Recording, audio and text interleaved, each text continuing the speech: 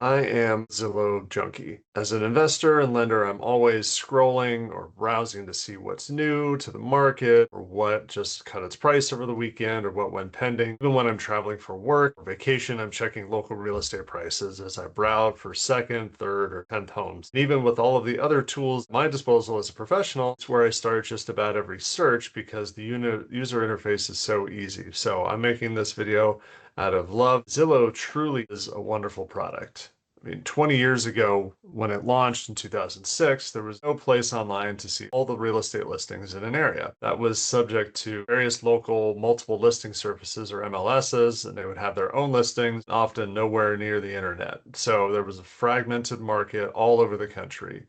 And real estate record keeping is a notoriously extremely local activity, so housed in county and city offices and basements across the country. And what Zillow did was brought kind of this housing market into the internet age, aggregated all of this data, and provided home buyers and renters a way to see all that was available in a given area with enough of that property level data that was scrubbed from county resources and augmented to give a great user interface. But what Zillow cannot do, even though it's the main thing that users want, is to tell you how much a house, often yours, is worth. With all of the data and high-powered compute that Zillow has, why can't they do that? Part of the problem is Zillow, part of the problem is us. So how much is the home worth? Exactly what an arm's length buyer is willing to pay for it. Full stop. The only way to find out how much somebody's willing to pay for it is to put it up for sale and see what kind of buyer emerges.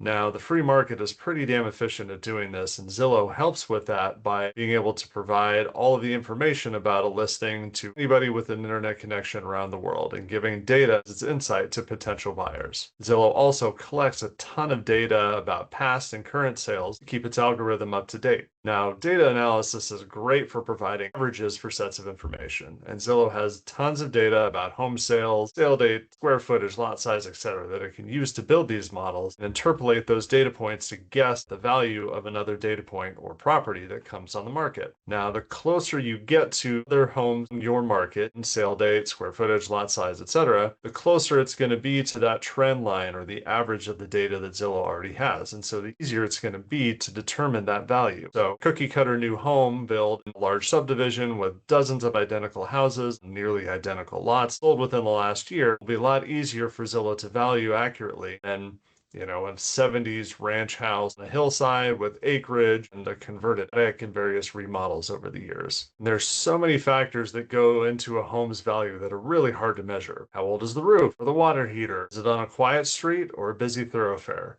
Are the ceilings 7 foot 6 inches like my house, or are they 9 foot ceilings? Is that bedroom really an aspirational closet? Does the garage smell like cat pee? So many ingredients in the sangria of a home's value. How would a computer ever put a number to that? While AI will certainly help to analyze photos and descriptions and probably get a lot better at fitting those trend lines to new data, the other reason that we can't rely on Zillow to give us accurate home value is we're asking an algorithm to give us the impossible: accuracy, certainty. But we can't handle cold hard estimates the way a computer can, so we construct our own interior narrative that paints a rosier picture for ourselves.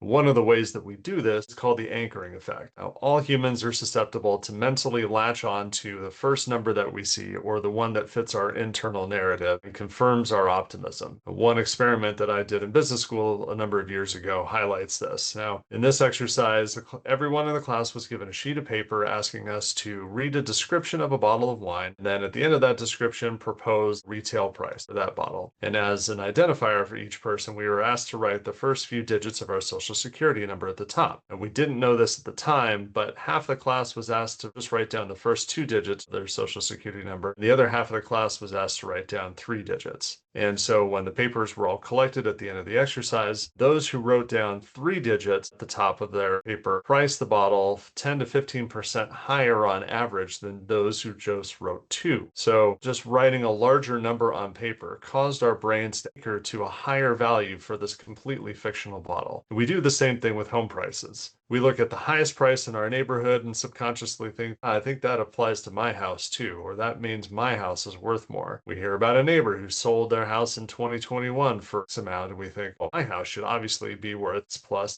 whatever percent. And we do this often without thinking, and those beliefs in our home's value get stored in our emotional memory, making them very hard to let go. even when the data or the market changes. Our collective consciousness. When they present a home value estimate, we expect that number has a lot of backing, a huge company with lots of computers. They have a tendency to trust numbers when they look official. And because that estimate comes wrapped in a clean interface attached to a very specific dollar amount and delivered by a company that everybody recognizes, it feels more authoritative than it actually is. A paragraph of caveats feels kind of squishy and edging. Dollar amount with commas feels like truth. It's precision that we mistake for accuracy. Zillow tells me that my house is worth uh, Zillow doesn't tell me my house is worth around $490,000. It tells me my house is worth $487,700 as of yesterday. I think it's worth a little bit more for what it's worth. But it's the black and white value that looks authoritative, that gives an air of certainty, and we latch on to that, we anchor to that. But actually, Zillow has very little at stake when presenting you that estimate. It's not an appraiser that's held to professional standards, or a real estate agent spending time with a client, or a lender reviewing collateral risk, or a buyer pledging their own money with an offer. They're not the ones with money on the line, you are, so they have very little at stake when they present that estimate to you, even though it might be wrong. Now, ironically, Zillow doesn't even trust its own valuations anymore. In the mid-2010s, Zillow launched a side quest called Zillow Offers, a buying platform wing of the company, where the company would put up an offer on a home that its models felt was undervalued and needed some work to fix up. They would then make the repairs and relist the home at a value it felt the market could support, just like smaller flipper would. They bought thousands of houses with the expectation that their data was so good that their numbers were better than everybody else's. They could profit from market mispricings. But their algorithms weren't able to correctly identify mispricings in the market or make offers that gave them enough margin to turn a profit on the flip on the back end. And so they put their money where at least the algorithm told them that their mouth was, and they kept hitting their ear over and over and over again until finally the losses piled up and they shut the division down in 2021. They eventually lost $570 million in this experiment, which with an average loss of $30,000 per property.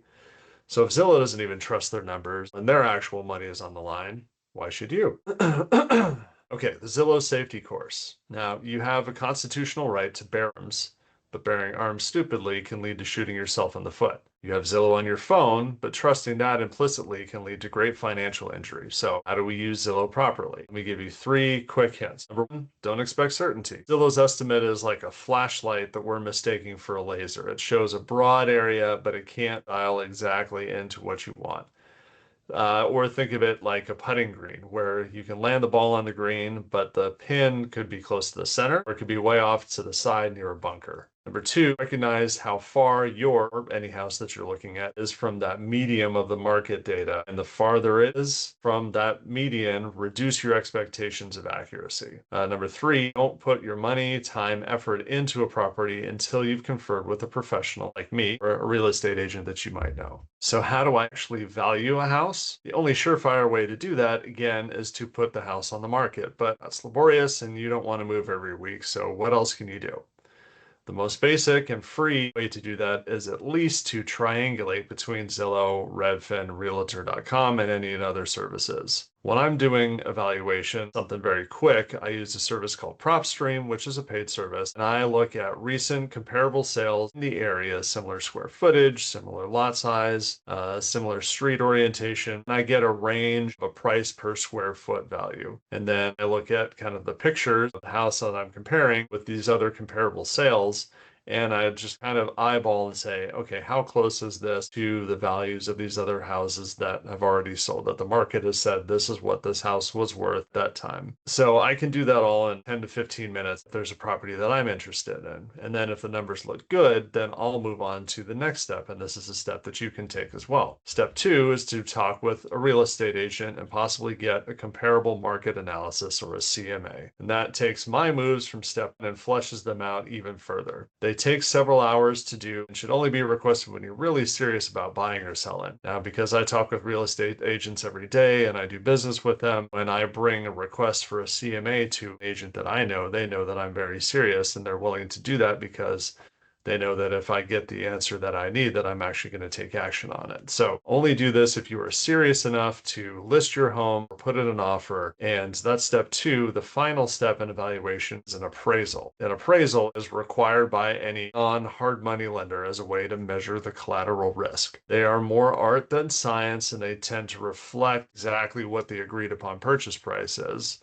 But that's not as shady as it sounds because really, as we've mentioned several times in this article, the strongest signal value that there is the offer on a house. I think it is worth 500,000. I'm offering $500,000. The seller is accepting that, and we are going under contract at $500,000. So in a sense, that's the best way that the market has spoken. And the appraisal should roughly land around there unless there's something very seriously different in the details. So when the market speaks, we must listen. That's how you value a home. Zillow can't do all of that by itself. That can only be done by licensed professionals putting in lots of time. So don't take Zillow's estimates as God's honest truth. Take them as just what they're meant to be, an estimate, a rough area, and an invite to take a step further if you are really interested in buying or selling a property. Thanks for listening.